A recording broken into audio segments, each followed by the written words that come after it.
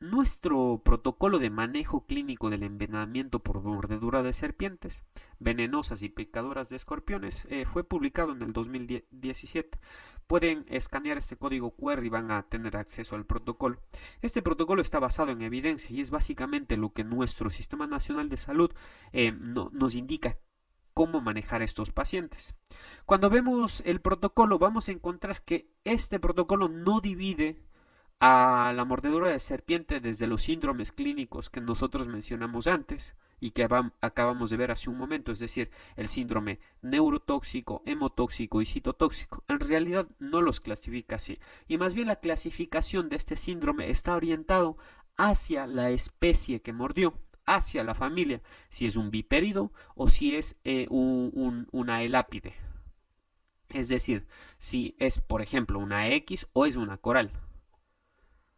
Y cuando analizamos los síndromes que nos pone este protocolo, vamos a encontrar tres síndromes. El síndrome botrópico, es decir, cuando muerde una botrops, el género botrops o la X, que es el nombre común. El género lachésico. El género lachésico es parte de un bipérido, es parte de la familia de la familia Viperidae, pero es un género distinto a las serpientes botrops, no es una X, es a la que denominan en la zona oriental la yamunga o verrugosa del oriente o huascama, la lachesis. Y finalmente el síndrome elapídico, en el que se estarían incluyendo tanto serpientes de coral como serpientes de mar. Cuando hablamos del síndrome botrópico, estamos hablando de las 16, quitando de aquí al bipérido este, que es la lachesis muta, que le vamos a ver más adelante. Pero cuando estamos hablando del síndrome botrópico, estamos hablando de este género específico, es decir, de las serpientes X.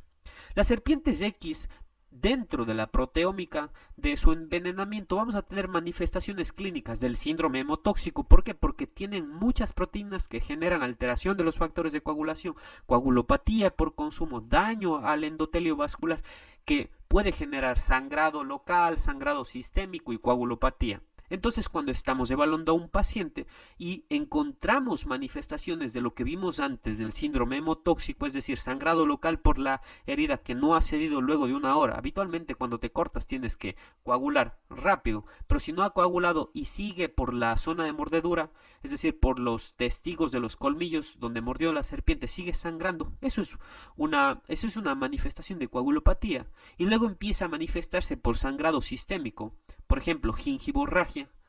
Y encima de eso le haces la prueba de coágulo y el coágulo está alterado luego de 30 minutos en un tubo de cristal, el, el coágulo que se genera se rompe, estás ante un síndrome hemotóxico.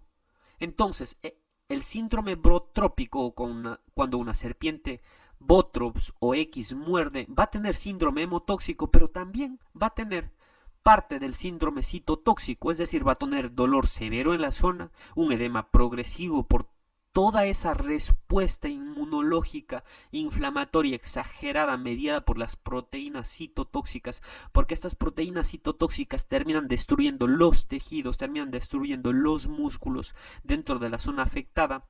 Esto aquí va a generar dolor severo, edema progresivo que va desde primero la zona y va progresando hacia otros segmentos de la extremidad, que primero un segmento, luego dos segmentos, finalmente tres segmentos, que podría desencadenar también síndrome compartimental, porque se hincha tanto la zona que termina comprometiendo la microvasculatura y finalmente la vasculatura más grande y genera síndrome compartimental. Destrucción de tejidos, también la piel vamos a ver flictenas, zonas necróticas, flictenas de color violáceo, flictenas con sangre. Eso es un síndrome citotóxico. Entonces, el síndrome botrópico es una mezcla de síndrome hemotóxico más citotóxicos, sobre todo estos dos. Para evaluar el grado de severidad del síndrome botrópico, el protocolo nos propone lo siguiente. Para decir, esta es una mordedura que no tiene envenenamiento, porque puede haber, te puede morder, pero no inocular veneno. Hay un reporte por ahí que habla de hasta el 20% de las mordeduras que son mordeduras secas o que no resultaron en envenenamiento. También puede ser un envenenamiento leve, puede ser un envenenamiento moderado y puede ser un envenenamiento grave. ¿De qué depende el grado de severidad de una mordedura? Esto va a depender de cuántos miligramos de veneno logró inocular la serpiente en la mordedura. Cuando muerde, acuérdense que es como poner una aguja hipodérmica en el tejido celular subcutáneo y que este veneno empiece a afectar localmente y que finalmente se distribuya a lo largo de nuestro torrente sanguíneo por todos nuestros sistemas corporales, porque se va a absorber, va a subir luego por drenaje linfático, porque son proteínas bastante grandes que no pueden atravesar la capa de las distintas células y sobre todo la capa de los vasos sanguíneos de los capilares, sino que va a subir por drenaje linfático y luego va a terminar llegando al torrente sanguíneo por las distintas partes del sistema linfático hacia el torrente sanguíneo y luego se va a manifestar sistémicamente. Pero obviamente esto va a depender de la cantidad de miligramos que inoculó la serpiente en su mordedura. Y vamos a evaluar 4 cosas. Los aspectos de la lesión, es decir, cuán afectado está por la parte citotóxica. El dolor también es un factor que evalúa la parte citotóxica, el daño local de los tejidos. La prueba de coágulo, ¿que evalúa qué? Lo que evalúa la prueba de coágulo es coagulopatía por consumo, es decir, si es que hay manifestaciones sistémicas del envenenamiento y específicamente de las proteínas hemotóxicas. Y luego las manifestaciones sistémicas. Las manifestaciones sistémicas, claro que son la prueba de coágulo, pero también manifestaciones sistémicas clínicas, es decir, que esté sangrando por las encías, que haya alteraciones hemodinámicas, que haya hematuria, que exista gingivorragia, que exista sangrado conjuntival, prácticamente que esté llorando sangre. Esas serían manifestaciones sistémicas. O hemorragia cerebral, hemorragia digestiva, inestabilidad, coagulación intravascular diseminada, falla renal. Entonces, el aspecto de la lesión, vamos a evaluar estos parámetros intentando objetivizar la evaluación clínica del paciente. Por ejemplo, en un no envenenamiento va a existir esto, edema local, edema leve. En un envenenamiento leve, es decir, que hay pocos miligramos de veneno dentro de la mordedura, va a haber esto, edema de un solo segmento del miembro afectado, es decir, solo de la zona en la que mordió. El diámetro del área del miembro afectado comparada con la otra extremidad que no está afectada es una diferencia de menos de 4 centímetros, es decir, el edema que está generando por el efecto citotóxico del veneno en la extremidad en la que mordió la serpiente, solo tiene un edema o una diferencia con la otra extremidad no afectada de menos de 4 centímetros. Eso quiere decir que el efecto es leve.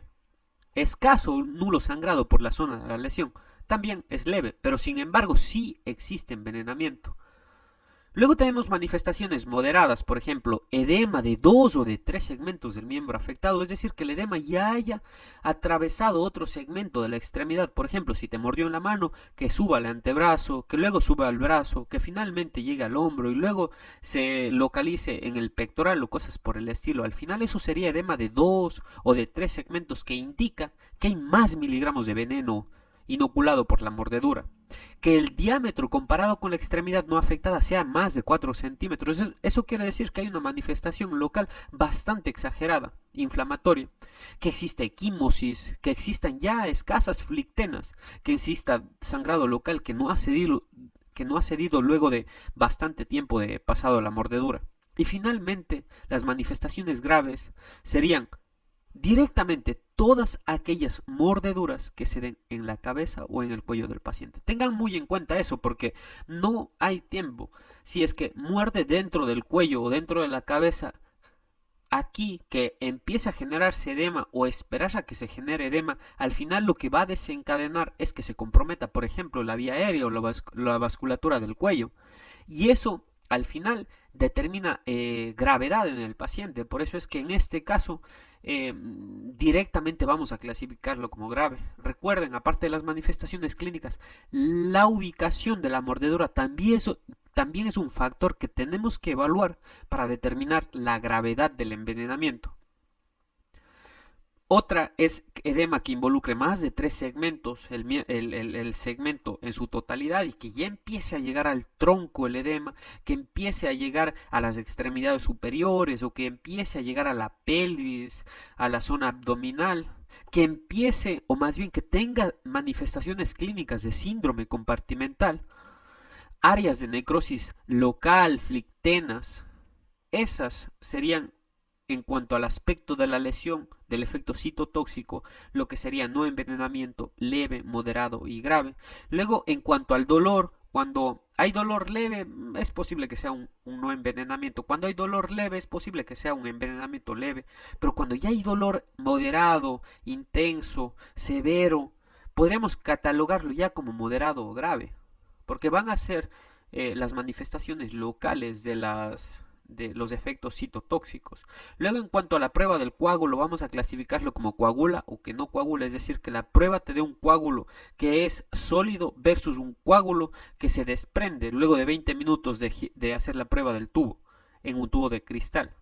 Y en cuanto a las manifestaciones sistémicas de sangrado, habíamos dicho pues la gingivorragia y todas estas que al final nos van a poder encasillar al paciente juntando todas estas manifestaciones clínicas como un no envenenamiento o como un envenenamiento leve, como uno moderado o como uno grave.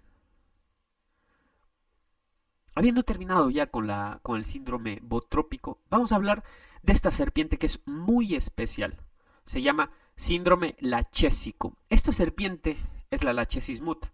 Específicamente esta Lachesis muta es de la zona oriental. Por ejemplo, esta se encuentra en Morona Santiago, en Pastaza. Esta serpiente es uno de los vipéridos más grandes del mundo. Su nombre común en mi zona, por ejemplo, en Morona Santiago, le dicen yamunga, pero también le suelen decir verrugosa, huascama. Esos son los nombres comunes. Pero esta serpiente tiene una característica especial. Sus escamas son bastante grandes. Como podemos notar, son tan grandes sus escamas que parecen verrugas. Por eso su nombre, verrugosa. Si escanean el código QR van a encontrar más información de esta serpiente de aquí. Esta serpiente es muy importante conocerla porque el envenenamiento en humanos ocasionados por esta serpiente son poco frecuentes porque habitualmente ellas se encuentran en zonas de bosques vírgenes, de selvas vírgenes, en el que no hay mucha interacción con el ser humano. Pero cuando pasa, las mordeduras son bastante severas debido a la gran producción o inoculación, del veneno cuando muerden. Ellas inoculan una media de entre 200 miligramos hasta 411 miligramos de veneno. Y los estudios han reportado que la dosis letal 50, es decir, que los pacientes, es decir, un ser humano promedio, cuando le muerde una de estas serpientes, solo hacen falta por la vía subcutánea 6 miligramos por kilo de peso. En un paciente, por ejemplo, de 70 kilos, solo harían falta 420 miligramos de veneno para matarlo. Hasta el 50% de la población muere con esta dosis de veneno. Y si es que comparamos con la dosis que ellas habitualmente inoculan, estamos muy cerca. Por eso, en este síndrome lachésico, cuando encontramos que esta serpiente mordió a un paciente, es muy probable que el paciente se presente con mucha gravedad, porque está asociada a una gran mortalidad. Todos los reportes de casos presentan a la Lachesis muta con una gran mortalidad y aparte de eso con un síndrome clínico que es bastante grave, valga la redundancia. El síndrome lachésico, si bien va a tener las mismas características de el síndrome hemotóxico, es decir, va a tener manifestaciones de sangrado local, sangrado sistémico, coagulopatía, la prueba del coágulo va a salir alterada, también va a tener manifestaciones locales de dolor severo, edema progresivo, destrucción de los tejidos, se va a ver necrosis local, se va a ver también flictenas, edema, etcétera, etcétera, pero más esto de aquí. Y esto es muy importante, porque al final esto es lo que distingue y nos va a permitir hacer un diagnóstico diferencial del síndrome botrópico, la sintomatología vagal. el veneno de esta serpiente termina estimulando al sistema nervioso autónomo en su división parasimpática, y al estimularlo vamos a tener manifestaciones como diaforesis, vamos a tener náusea, vamos a tener vómitos recurrentes, vamos a tener diarrea, síntomas gastrointestinales, hipotensión sistólica o diastólica porque genera vasodilatación. Eso disminuye el tono vascular, hace vasodilatación, y eso disminuye pues la precarga y toda esta oleada de cuestiones hemodinámicas, y habitualmente se presentan con presiones muy bajas o francamente en shock. Va a presentar bradicardia. Imagínense un paciente que presenta hipotensión y que sin embargo está haciendo bradicardia, porque la división parasimpática es la que está activada, y al estar activada la división parasimpática no se van a manifestar con taquicardia. Esto no es una regla muy estricta, pero en general es buscar de una forma deliberada sintomatología vagal que al final nos hagan sospechar que la mordedura o es de una Botrops o es de una lachesis muta. Porque en realidad lo que les distingue a los dos, sobre todo a la lachesis muta, es que la lachesis muta va a presentar sintomatología vagal, y podría ser cualquiera de estas, todas juntas, o solo una, o solo dos. Por eso es que hay que tenerlo en cuenta. Y además, si es que nos dicen le mordió una verrugosa, una huascama, una yamunga, considerar el cuadro y buscar deliberadamente la sintomatología vagal, porque tanto la Botrops como la lachesis muta terminan generando tanto síndrome hemotóxico como citotóxico, pero solo la lachesis muta es la que genera esta sintomatología vagal. Finalmente, el síndrome elapídico. El síndrome elapídico, que está manifestado simplemente o sobre todo por el síndrome neurotóxico, es decir, parálisis descendente, ptosis biparpebral que pasa a parálisis descendente, que finalmente genera disnea y que finalmente se convierte en un círculo vicioso que termina haciendo que el paciente falle su musculatura respiratoria, y cuando falle su musculatura respiratoria termina haciendo insuficiencia respiratoria y finalmente necesite soporte ventilatorio. Cuando hablamos del accidente elapídico hay que tener muy en cuenta una situación.